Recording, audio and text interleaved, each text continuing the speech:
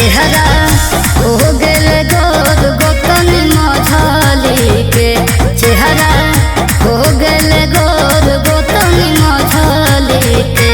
हमरो फेस वस मांगाई तो पिया पतंजलि के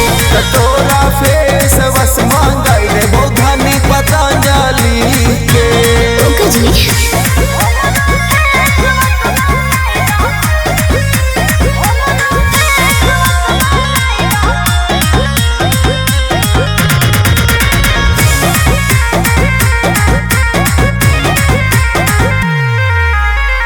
के करो से कहूँ काहे रहब ये बलम जी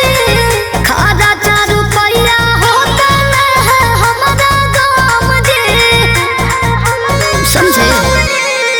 के करो से कहूँ काहे रहब ये बलम जी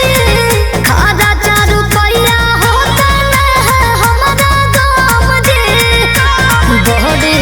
कदते असर सूरत सामली के बहरी कदते असर सूरत सामली के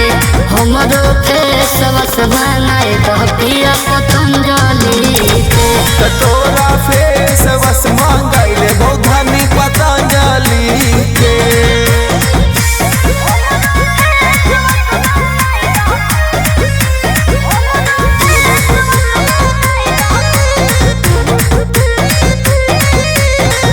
मोधली गोतनिया हमारा देख के इतना बोहे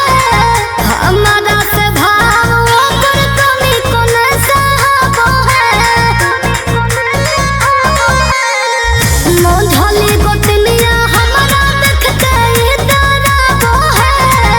हमारा से भाव ओकर कमी कोने साहब है ओहन